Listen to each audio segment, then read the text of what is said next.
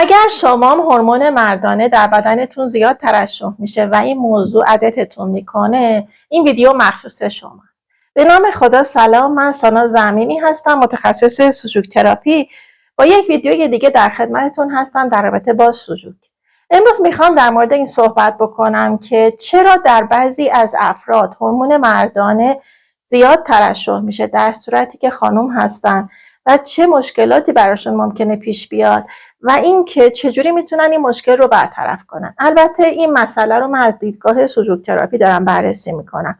ممکنه افرادی که طب رایج رو میدونن یا طب سنتی رو یا طب‌های مکمل دیگر رو ببینن، دلایل مختلف دیگه‌ای رو برای این مسئله در نظر بگیرن، ولی از دیدگاه سوژوک ما اینجوری میگیم که تمام هورمون‌های جنسی تحت تاثیر کلیه هستند، تحت تاثیر انرژی سرما هستند و وقتی که شما انرژی کلیتون در تعادل نباشه، مشکل ایجاد میشه برای غدد جنسیتون و برای هورمون‌های جنسی که توی بدنتون ترشح میشه.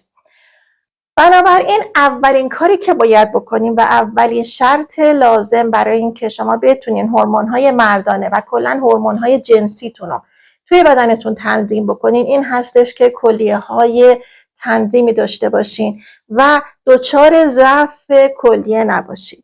پس کار اولی که ما انجام میدیم اینه که تقویت کلیه باید بکنیم. حالا یه مبحثی هستش توی طب چینی و طب سوژوک که به یین و ینگ معروفه. یین و ینگ چیه؟ من قبلا هم تو ویدیوهای قبلی توضیح دادم ولی الان یه خلاصه بهتون میگم. ببینید یین و ینگ دو تا انرژی هستن که از دیدگاه چینی ها کل دنیا تحت تاثیر این دوتا انرژی قرار میگیرن.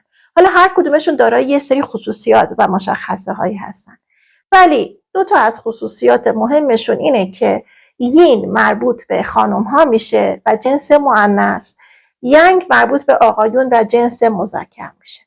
حالا میگن که اگر که توی بدن کسی یا توی یک سیستمی یین زیاد باشه، خصوصیات مؤنث بودن و خانم بودن در اون شخص یا در اون موجود زیاد میشه.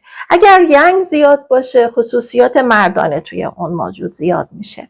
پس بنابراین ما میتونیم این نتیجه رو بگیریم که وقتی که یک نفر به جای اینکه یین باشه، یعنی اینکه یک خانومی به جای اینکه یین باشه و هورمون‌های زنانه در بدنش بیشتر ترشح بشه و دارای خصوصیات یین در بدنش باشه، اگر که خصوصیات ینگ پیدا بکنه یعنی چی؟ یعنی اینکه انرژی یین و ینگش در تعادل نیست و ما باید این انرژی رو به تعادل برسونیم.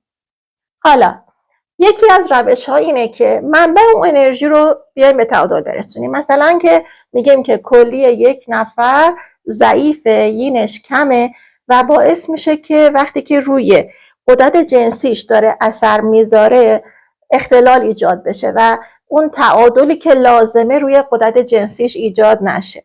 میایم اول از همه چیکار میکنیم؟ اول از همه میایم تقویت کلیه میکنیم با لوبیای مناسب دمای کف پا. این یعنی چی؟ بارها گفتم توی ویدیوها ولی باز هم میگم، یعنی اینکه میایم از لوبیای قرمز یا سفید یا لوبیا چیتی استفاده میکنیم بر اساس اینکه کف پای ما معمولا دماش سرد باشه یا معمولا دماش گرم باشه یا معمولا دماش معتدل باشه. اگر که دماش معمولا سرد باشه از لوبیا قرمز، اگر که دماش معمولا گرم باشه از لوبیا سفید و اگر دماش معمولا متعادل باشه از لوبیای چیتی استفاده میکنیم.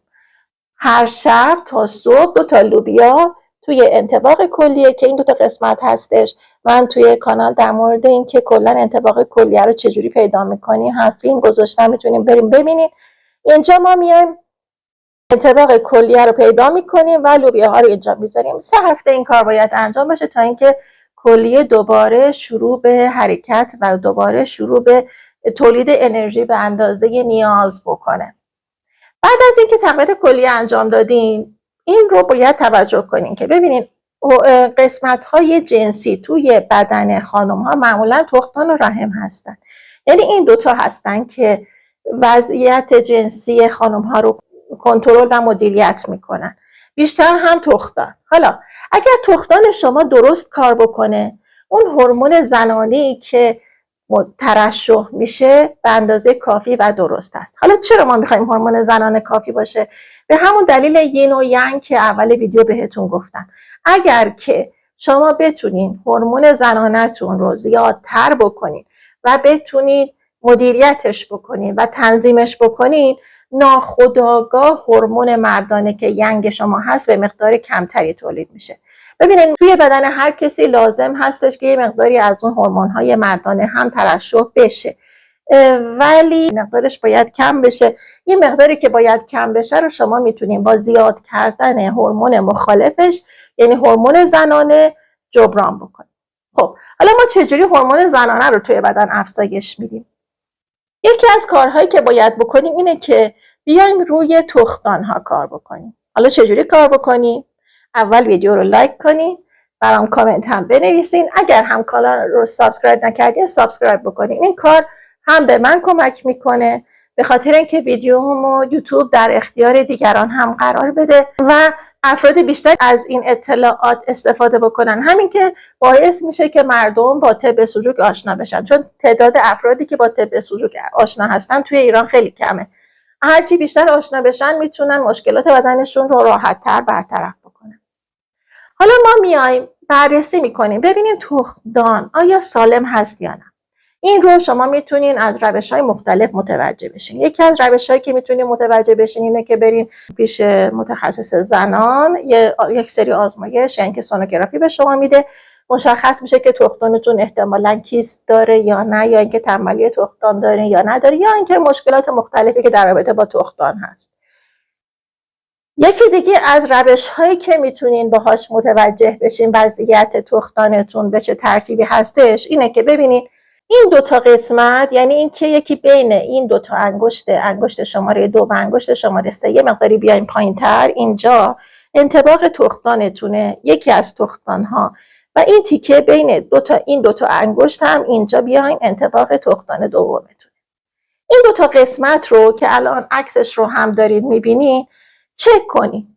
اگر که برآمدگی داشت، خب یعنی من دارم الان تشخیص از دستم بهتون در حین این ماجرا میگم، اگر که این دوتا برآمدگی داشت احتمال اینکه شما کیست تخمدان داشته باشین زیاده، یا اینکه با یه چیزی فشار بدین و ماساژش بدین. اگر دردش زیاد بود همینطور ممکنه که کیست تخمدان داشته باشین و کلا ممکنه که مشکلی در تخمدانتون داشته باشین.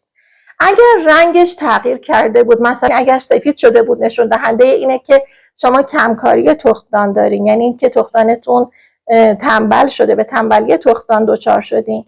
یا اینکه اگر زرد بود رنگش، نشون دهنده اینه که تخمدان شما دچار عفونت شده و لازمه که تحت معالجه قرار بگیره. که حالا من بعداً در مورد اینکه عفونت تخمدان رو چجوری برطرف میکنی یا تنبلی تخمدان رو چجوری برطرف میکنی یه ویدیو جداگانه براتون درست میکنم. ولی فقط این رو میتونین انجام بدین که به وسیله این روشی که بهتون گفتم انطباق تخمدان رو روی دستتون مشخص کنین، ببینین وضعیتش به چه ترتیبی هستش. اونجا متوجه میشین که آیا تخمدانتون در شرایط مناسبی هست یا نه. حالا یا اینکه پیش پزشک برین از طریق آزمایش و سونوگرافی، اون دقیق تره، متوجه بشین که تخمدانتون در چه وضعیتیه. اگر که کیست تخمدان داشته باشین یا اینکه مثلا تنبلی تخمدان داشته باشین یا مشکلی کلا توی روال قاعدگیتون وجود داشته باشه یا مثلا خونریزی تخمدان داشته باشه یا هر کدوم از اینا، اول باید اون دلیل رو برطرف بکنید.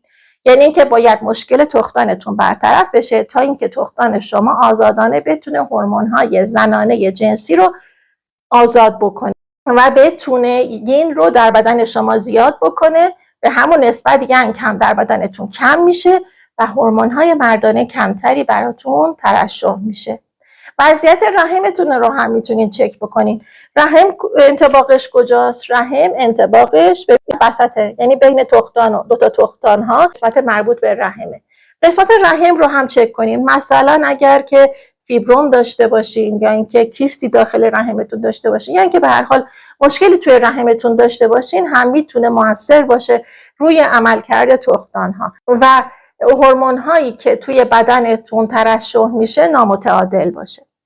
حالا خیلی از دوستانی که روی سوژوک کار میکنن اعتقاد دارن که غددی که هورمون ترشح میکنه خب به هر حال رو هم اثر میذاره، پس بنابراین شما باید اونها رو هم چک کنید. مثلا هیپوفیزتون اگر خوب کار نکنه، یا اینکه هیپوتالاموس خوب کار نکنه، یا غدد فوق کلیویتون خوب کار نکنه، اینا همشون میتونن رو هم دیگه اثر بذارن. حالا ما تو مرحله بعدی میریم، وارد این ماجرا میشیم. الان تا اینجا من یک روش خیلی عمومی رو اومدم مطرح کردم که افراد معمولا درگیر این موارد هستن و اینها باعث میشه که تخمدان‌هاشون مشکل پیدا بکنه توی ترشح هورمون. ولی اگر که دیدین با این روش تا حدی بهتر شدیم ولی کامل خوب نشدین، این نشون دهنده اینه که باید شرح حال کامل ازتون گرفته بشه که ببینیم آیا غدد دیگه توی بدن شما هم اختلال توش وجود داره یا نداره و آیا رو همدیگه داره اثر میذاره یا نمیذاره. کار دیگه ای که باید انجام بدین اینه که الان خدمتتون میگم. ببینین ما در حالت کلی میگیم که تخمدان و رحم تحت تاثیر کلیه ها هستن و کلیه ها تنظیمشون میکنه، ولی کبد هم میتونه انرژیش روی تخمدان اثر بذاره. کمبود انرژی باد باعث ضعف عملکرد میشه. بنابراین شما میتونین علاوه بر این که تقویت کلیه انجام بدین، تقویت کبد رو هم انجام بدین. چجوری تقویت کبد رو انجام میدین؟ چپ انطباق کبدتونه توی دست راستتون، اینجا رو ماساژ بدین. مثلا در روز 3 بار این کار رو انجام بدین، هر بار 3 دقیقه ماساژ انطباق کبدتون رو انجام بدین. وقتی که انرژی باد توی بدنتون بیشتر بشه میتونه به شما کمک بکنه که کمکاری یا ضعف قسمت‌های مختلف بدنتون برطرف بشه. پس این کارهایی هستش که لازمه انجام بدین برای اینکه کم کم هورمون مردانه در بدنتون کم بشه و یه سری چیزها مثلا درآوردن موهای زائد در بدن یا تغییر صدا یا اختلال در قاعدگی، این چیزها براتون برطرف بشه و خیلی از مشکلاتی که به خاطر زیاد شدن ترشح هورمون مردانه در بدنتون وجود داره رو بتونین خودتون مداواش بکنین. خیلی ممنون از اینکه به ویدیوی من توجه کردید. تا ویدیوی بعدی همه شما دوستان عزیز رو به خدا میسپارم. خدا نگهدار.